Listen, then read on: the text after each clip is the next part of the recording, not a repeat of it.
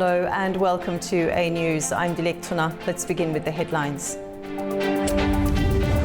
The EU prepares to release its biggest sanctions package yet on Russia, saying pressure on Moscow must continue until the Ukraine war ends.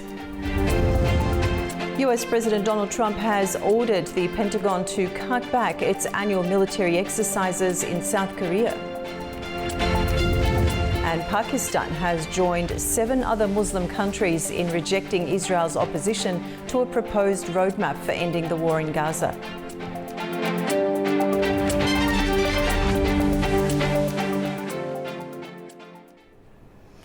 Overnight Russian strikes in Ukraine's Donetsk region have killed 2 people and injured 2 others after hitting a residential and commercial area in Kramatorsk.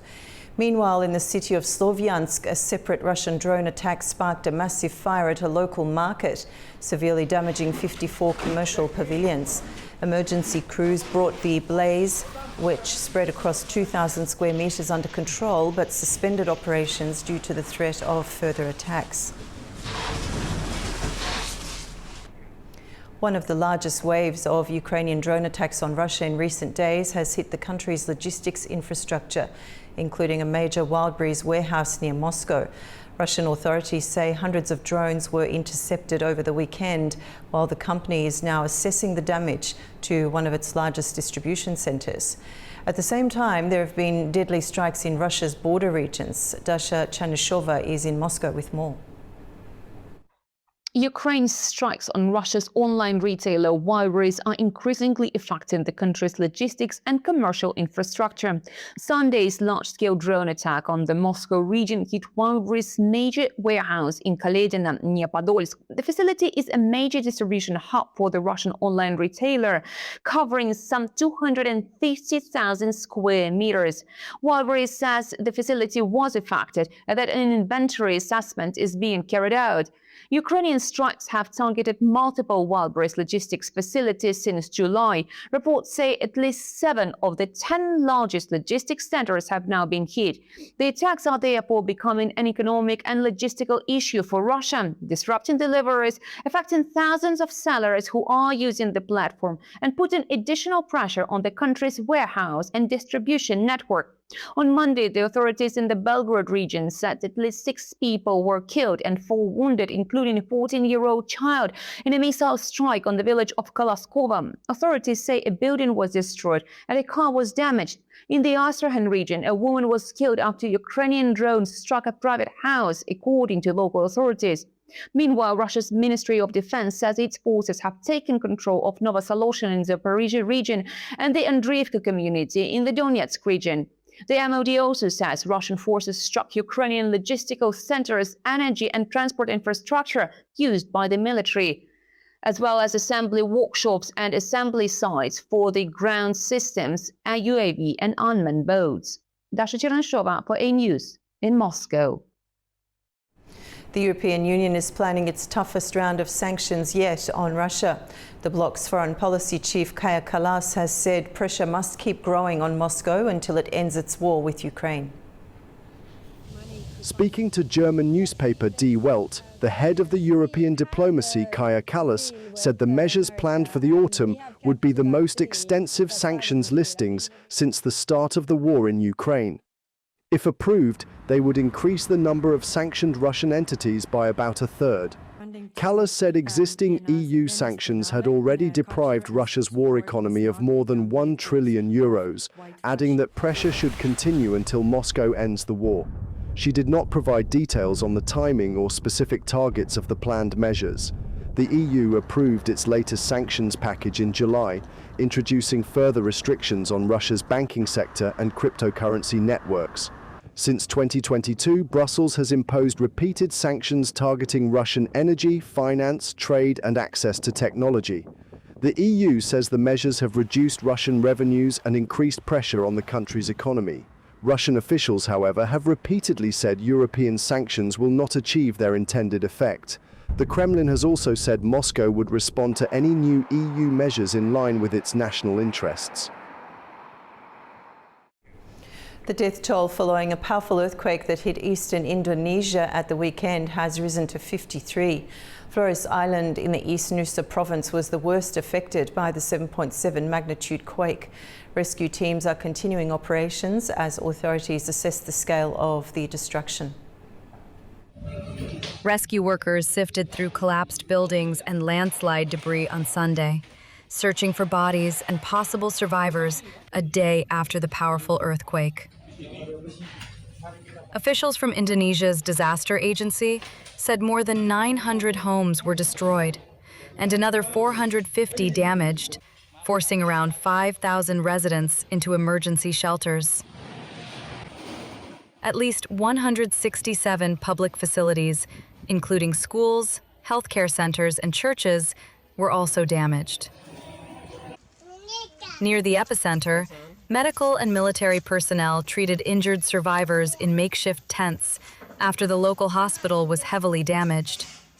For survivors, the earthquake struck without warning, leaving little time to escape. When it shook, I felt I was spinning. I didn't have the chance to get up.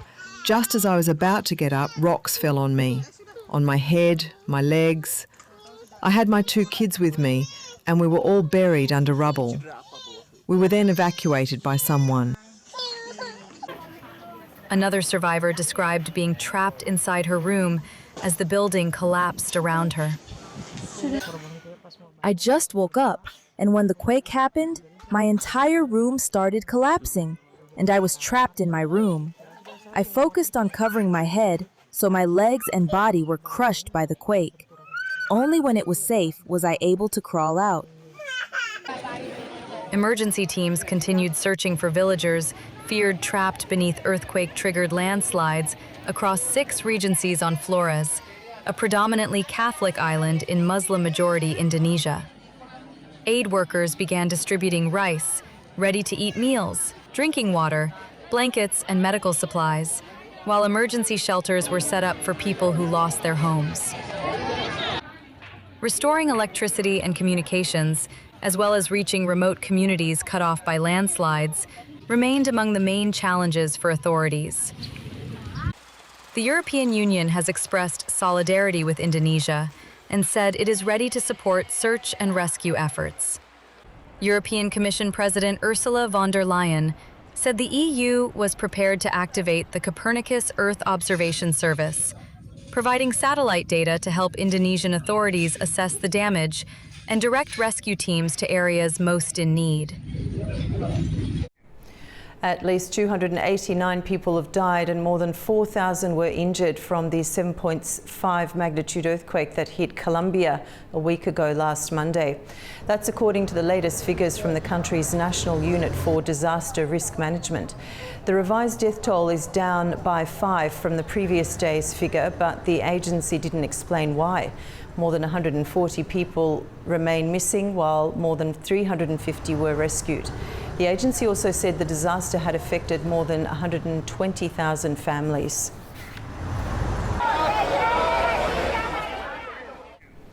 And joining me now is David Rosenthal. He's a political scientist joining us from Bogota, Colombia. David, welcome to the program. Thank you so much for the invitation. Now, nearly a week has passed since the earthquake and rescue teams are still searching through the rubble. What's the situation on the ground now, and what are you hearing about the communities that have been hardest hit? Yes. So the situation now is that it's not possible that there are people alive still. So unfortunately, all the people that was damaged is or dead or injured. Maybe some pets are still alive, but people no. And the communities that were damaged, like in Chocó, in the south of the country, also Cali, an important city also in the southern area, and all the area of the coffee, like Manizales, Armenia, Pereira, are very damaged. So it's very complicated for the new government to manage all of this situation. And we hope that soon will be possible to start to rebuild all the things that now fall down, and all the houses, all the places that was serving to the people before this earthquake. Okay, so now around 290 people have been killed and more than 140 are still missing, as we saw in our story earlier. And as you just said, those that remain unaccounted for, unfortunately, there's no hope of finding anyone alive, and thousands are injured. But beyond those numbers, what does the humanitarian situation look like for families who have lost homes and livelihoods? The humanitarian situation is a big challenge now for the government and for these people. I think that now the people is living in just like temporal places, and after we'll see if they will move to a new houses that the government can provide to these people, because some of them, I think, they doesn't have for buy a new houses. Also, the situation can be very bad about the medical, the situation about the social security. The can be like new illness now, because all of that when the buildings fall down can expect from their facilities. So I think it's a very big challenge, and the experts think that this will take a few years for be completely restored. And David, now we are seeing that the operation's moving from search and rescue towards relief and recovery. Is Colombia adequately prepared for that transition, especially when it comes to shelter, healthcare, sanitation and basic services? I think that depends the cities, but Colombia for sure doesn't have a good plan to manage all of this.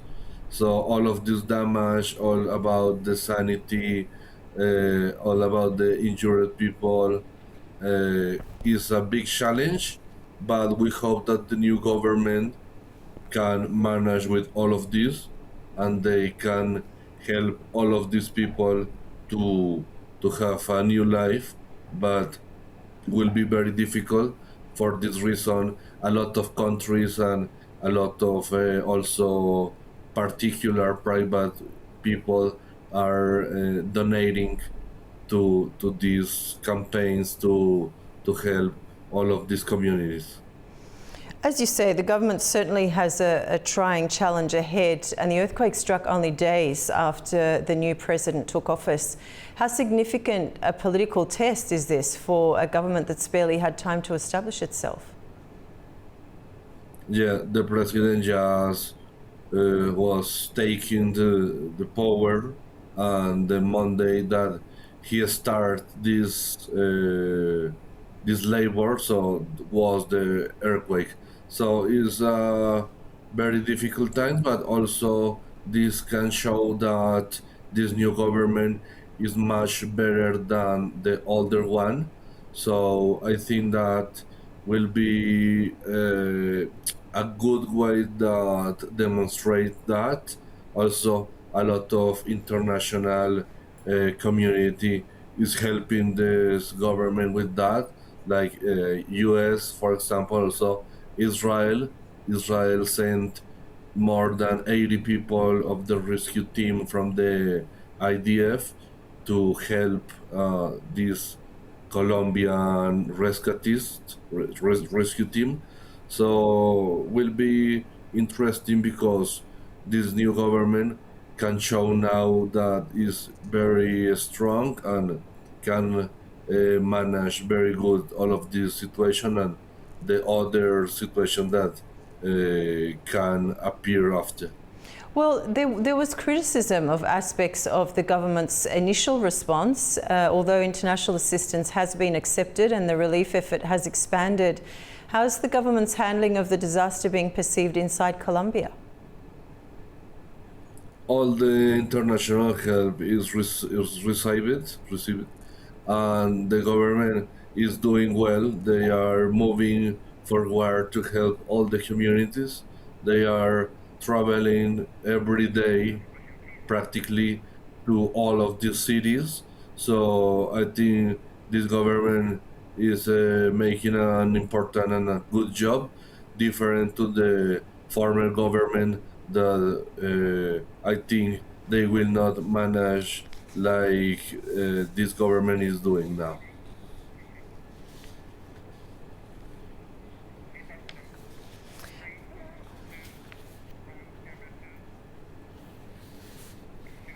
Okay, we lost our guest from Colombia there. We'll carry on with the world news for the hour.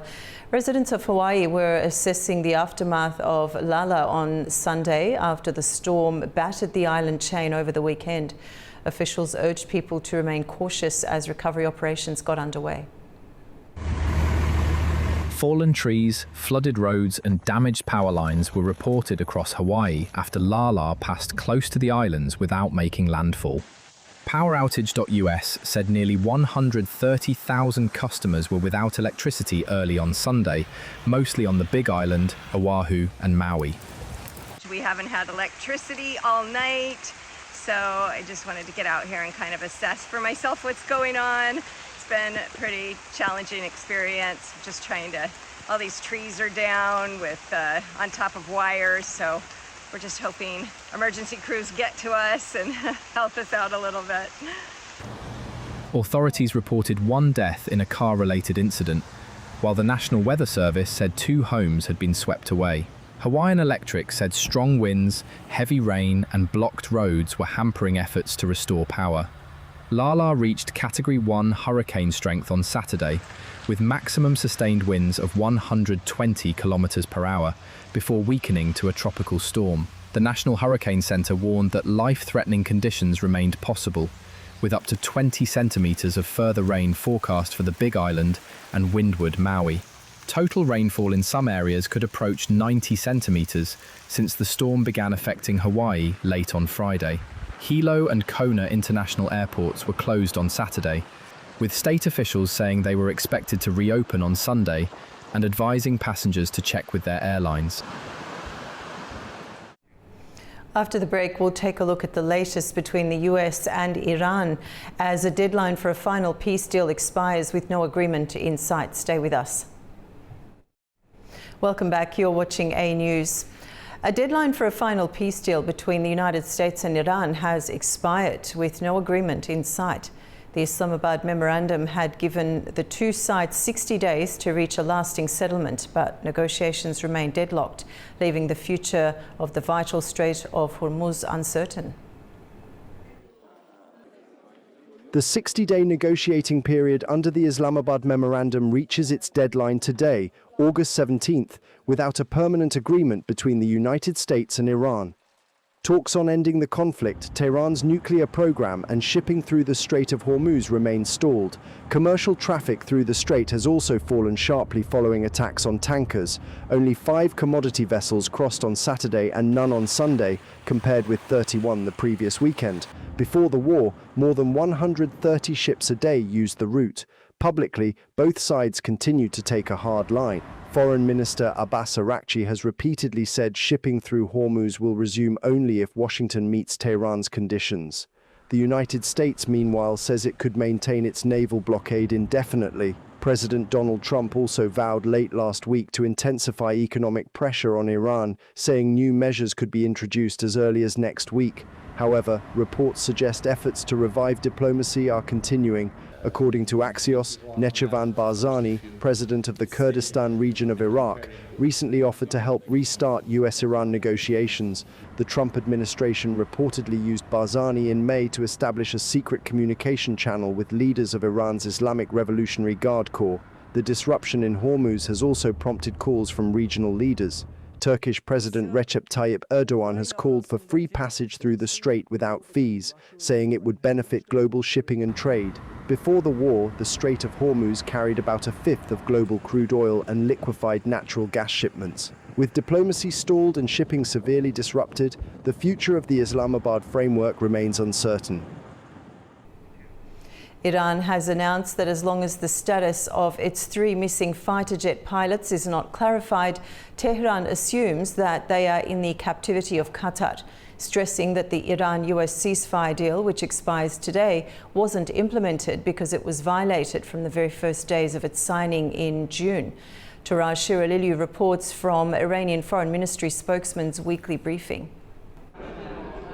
Iran says it is in contact with Qatari officials over the fate of 3 Air Force pilots who have been missing since their fighter jets were down during the early days of the conflict with Israel and the United States in March.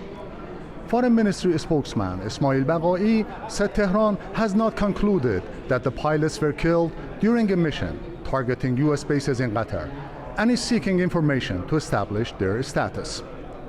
Baghai also criticized regional countries for allowing US forces to use their territory and airspace during the conflict.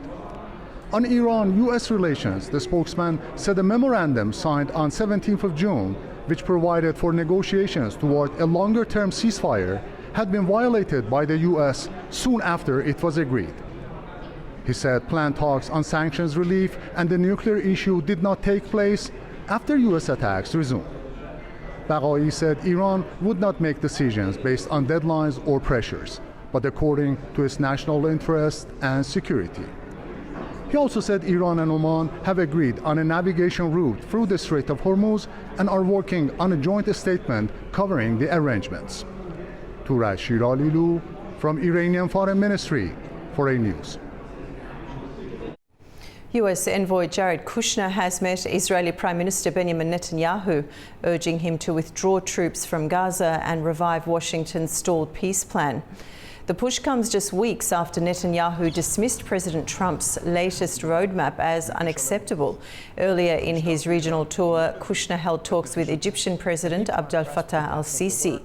Meanwhile, Hamas officials have also met with Egypt's intelligence chief, even as Israeli airstrikes on the Strip continue.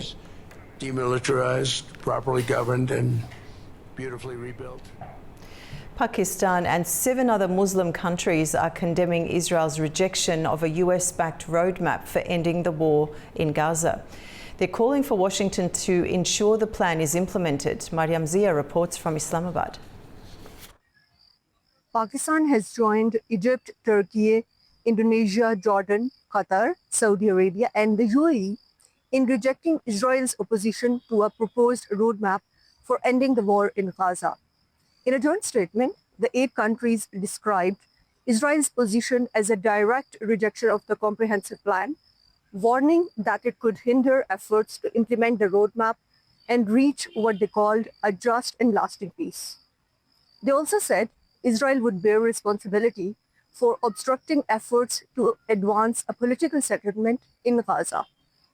The roadmap was developed through mediation by Egypt, Qatar, Turkey, and the United States, and has been accepted by Palestinian factions. It calls for the disarmament of armed groups, an Israeli military withdrawal, and the deployment of an international stabilization force, Palestinian administration, and reconstruction. The broader US comprehensive plan was announced in September 2025 and later endorsed by the UN Security Council through Resolution 2803. Israel has rejected the roadmap, while 8 countries are calling for continued US engagement to help secure its implementation. Mariam Zia, A News, Islamabad. And joining me now is Shiraz Mehmood Khan, research scholar at Western Caspian University, Baku, Azerbaijan. Shiraz, welcome to the program. Thank you. Now, as we just saw in our story there, our correspondent updated us, Pakistan and 7 other Muslim-majority countries have issued a coordinated criticism of Israel, saying its rejection of the roadmap undermines efforts towards lasting peace. Now, what's your immediate assessment of this group speaking with one voice at this stage of the process? You know, this is a very significant representation of a very important, coordination between very important countries, including Pakistan, Saudi Arabia, Egypt, Jordan, and Indonesia, and Turkey, Qatar, and UAE, and all these countries. So we must understand that a few days back, Pakistan, Turkey, and Saudi Arabia had gone into a mutual agreement on defense and all that as well, which was really significant as well. There are 3 big countries. We're having, Pakistan as a big military power in the region, in this part of the region, South Asia. And obviously Turkey is the second biggest NATO military after U.S. in that part of the region, and Saudi Arabia, obviously financially very strong, and obviously a bigger oil producer of the world. So that was really significant. And now in this consortium, we can see Qatar, which has always been mediating a lot of agreements. One of the latest agreements was, in Qatar was between U.S. and Taliban's. So, I mean, that kind of, players are involved in that to bring in the peace, because none of the, and you can see a lot of Middle Eastern countries have been involved in this kind of, negotiations to bring in the peace in the region, with obviously U.S. supporting this very, context. So this is very significant for obviously all the players, all the major players of the region, and U.S. supporting them signifies the whole, peace process and all that. Now we have been seeing that there was a little rift between in the relations of U.S. and Israel in recent years, because as we see the statements of the President of the United States of America, Donald Trump, and we can see that there's a little shift in the relationship between the 2 countries. So that is being considered in the past as well. So there's a little problem as Israel is not really accepting this thing at this point in time, and there's obviously every country has its own interest.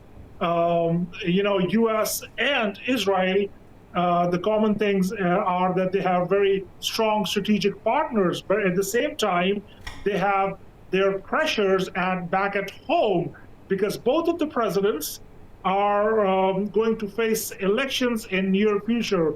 And if we see the poll of Israeli Prime Minister, Mr. Benjamin Netanyahu, is coming down, so he would not really want to have that.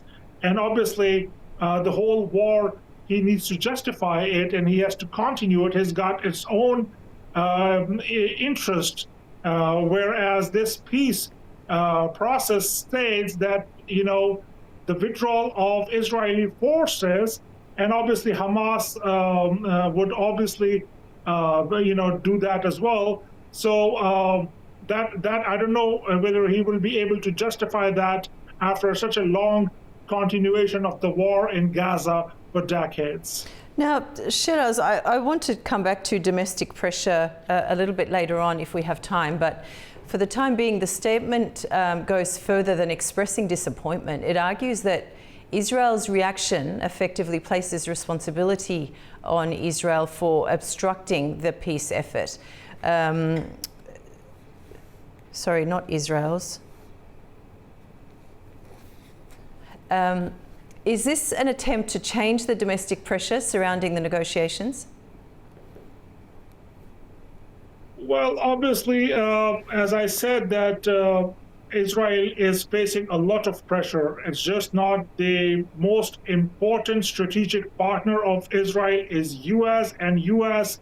Kushner just meeting for the first time in the history, probably. I mean, as far as I know, he's meeting the Palestinians, and Hamas for the first time is in the meetings, and all that is a part of negotiations as well. So obviously it is Israel at that point in time where such big powers of the region, including powers of the Middle East, are forcing him to withdraw. And but he has his own obviously interest. Every country has its own interest in all that, and every country has its own foreign policy towards their surroundings, or especially their foreign policy towards the Middle East. I'm talking about Israel's foreign policy towards the Middle East, were to continue and to disarm them and to get the maximum possible. But that is not going on. I mean, so it is a lot of pressure from these countries over Israel at the moment. So Israel is kind of left alone in this whole game. Now, the fundamental disagreement here appears to concern sequencing. Netanyahu insists Hamas must fully disarm before Israeli forces withdraw, and Hamas links disarmament to an end to Israeli military action and withdrawal. Is there a compromise available between those positions? So I think, what I can see as, like, for example, the only country Israel would listen to would be the U.S. in this right now at this point in time. And U.S. has its own limitations because U.S. cannot pressurize Israel as much as he can pressurize the Palestinians or Hamas. So let's see how things turn. But, it's just like you go first and you go first kind of a thing. But let's see how things continue. But now U.S. would not be able to do that negotiations with Israel as it could do, keeping the fact that there are 6-7 major countries where voicing all together against all this. And all these countries have a very good relations with U.S. at the same time, be it Qatar, be it UAE, be it Saudi Arabia, be it Turkey, or be it Pakistan, which is, at this point in time, U.S. listens to Pakistan a lot. So and appreciates Pakistan's efforts for peace all the time. So it's a lot of pressure from both sides, and I don't know how things will turn, but it's a lot of pressure on U.S. at the same time as well. Okay, Shiraz, that's all we have time for this hour. Thank you so much for joining us. It's always a pleasure. My pleasure. Thank you. US President Donald Trump has ordered the Pentagon to cut back its annual military exercises with South Korea just as they were about to begin. He cited the cost of the drills, South Korea's refusal to take part in the current action against Iran, and the improving relations between Washington and Pyongyang. Just hours before the US and South Korea were to begin joint military exercises, US President Donald Trump ordered the Pentagon to substantially reduce 10 days of annual drills. In a post on Truth Social, Trump linked the decision to the cost of the exercises. He also said that, although it was somewhat unrelated, South Korea had declined a request to join US efforts to denuclearize Iran. Trump added that it was too late to cancel the drills altogether, but that he had instructed Defense Secretary Pete Hegseth to substantially reduce them. The Ulchi Freedom Shield exercises begins on Monday as scheduled and are due to run until the 27th of August. Around 18,000 South Korean troops are expected to participate. The drills are designed to prepare for North Korea's evolving military capabilities, including drone attacks, GPS disruption, and cyber threats.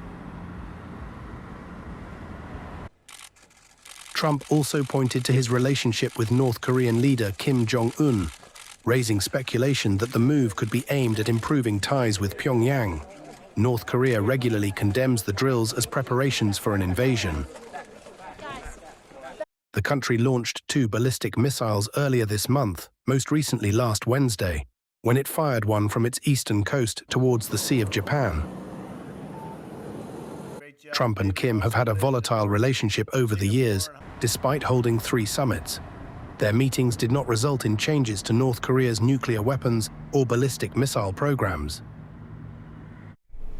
Weeks after thousands of students protested in India's capital, New Delhi, another student agitation is underway in the east of the country. The so-called cockroach movement is pushing for new audits of state-run schools. Its bid to bring about wide-scale reform to the education system. But as Nia Punia reports, the movement claims it's facing pushback from the authorities.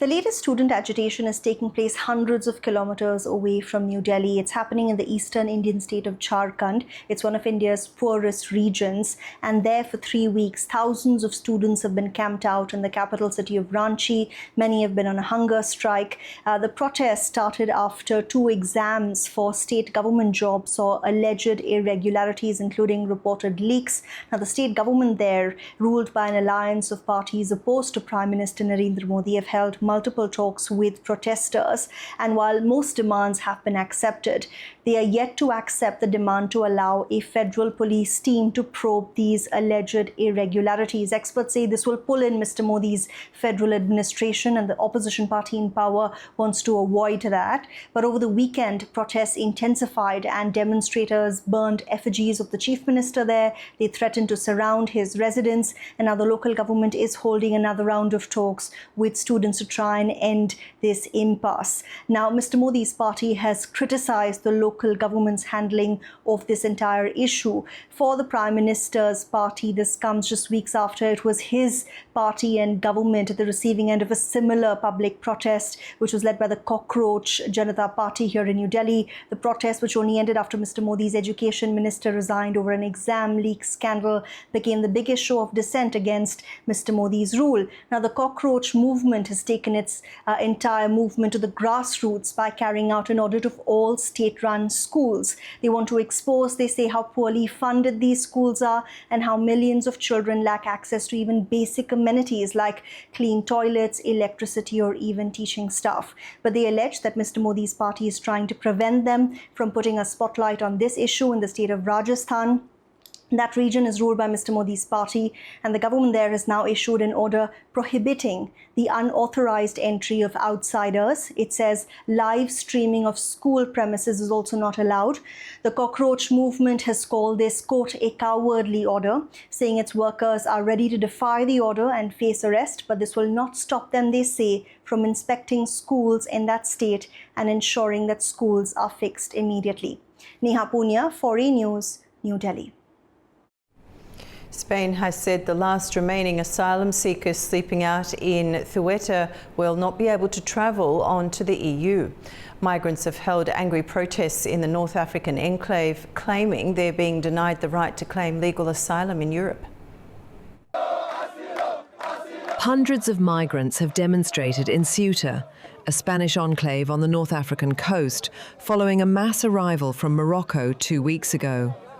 More than 72,000 people entered the territory by land or sea. Most later returned voluntarily, but an estimated 5,000 to 8,000 remain. We are waiting for asylum because people from other countries who are here get asylum. Why is it only that Moroccans who can't get asylum?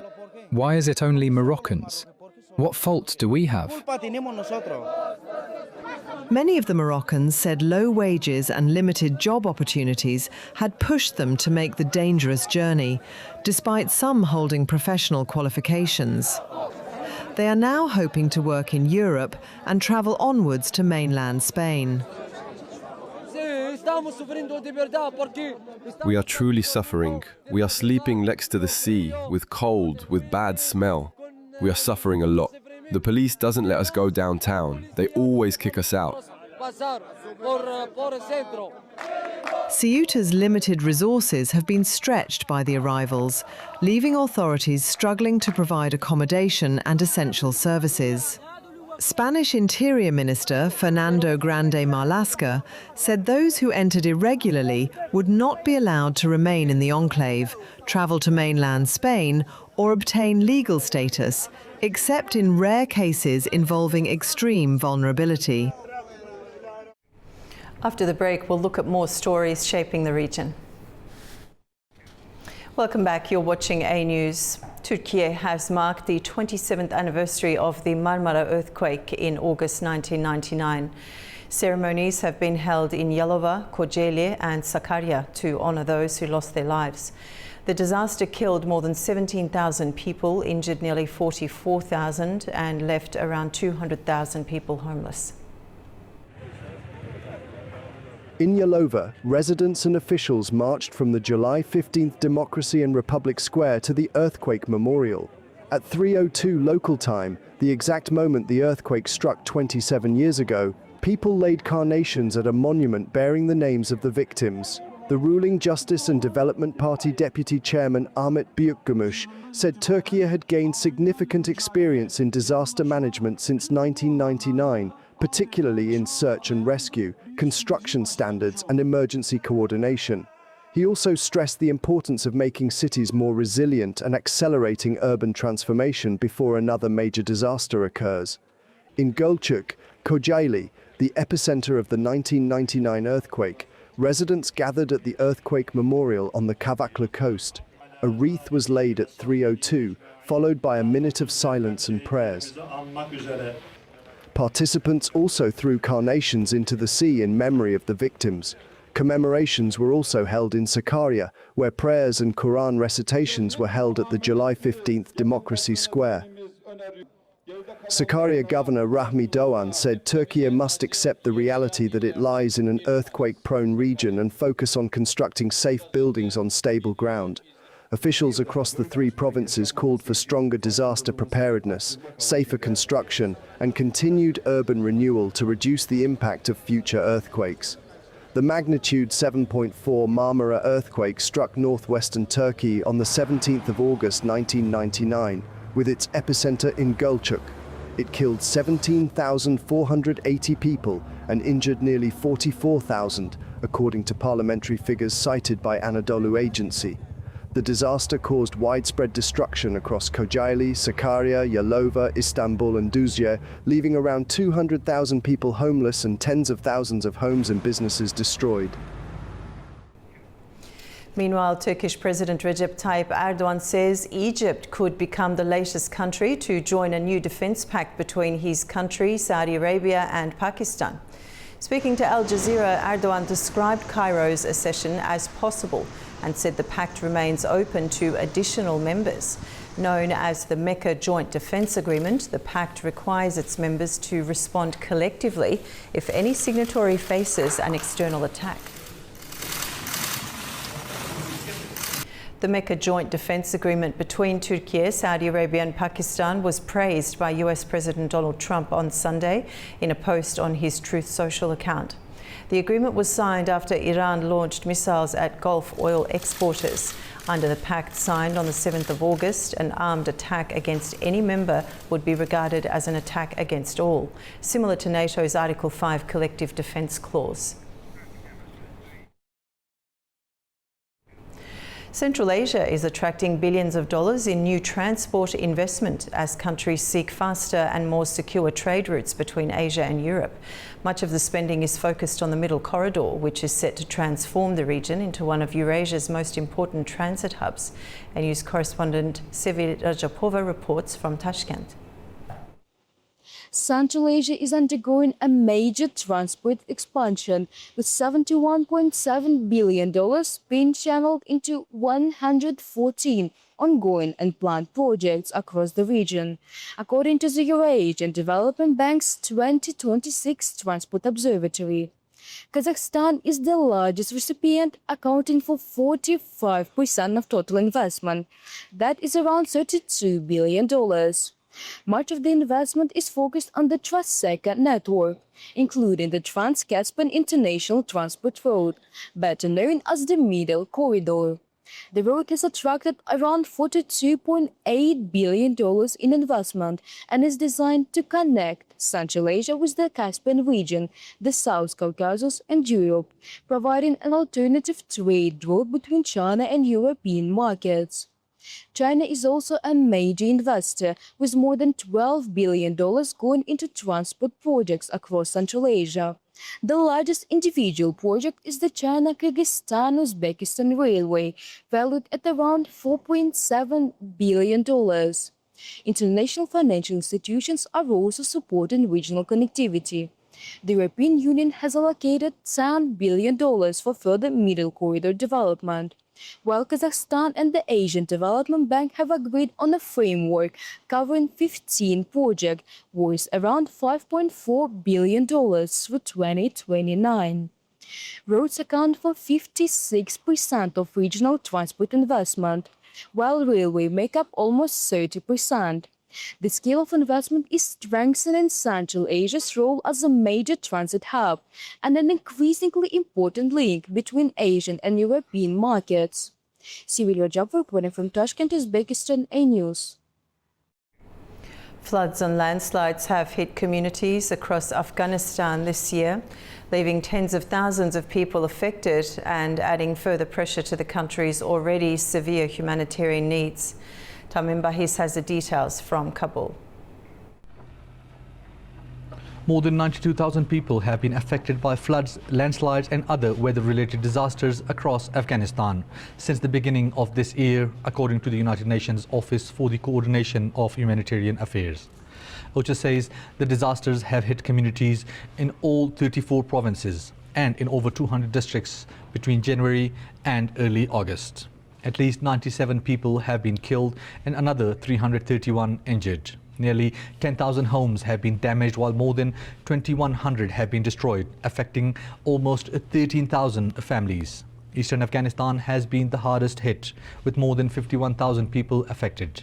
Floods and flash floods account for most of the people impacted nationwide. Between July 20th and August 3rd alone, nearly 5,000 people were affected across 10 provinces, with Nuristan among the worst hit areas. The disasters have also damaged farmlands, roads, irrigation systems, water networks and local markets, further worsening conditions for communities already facing severe humanitarian needs. The latest figure comes as Afghanistan's humanitarian response faces a major funding shortfall. OCHA estimates that around 21.9 million people will need humanitarian assistance this year, while the 2026 response plans requires around $1.7 billion. So far, only about $447 million has been received, roughly 26% of the amount needed. Tamim Bahis, Kabul, A News. That's the news for this hour. Stay tuned to A News for all the latest updates.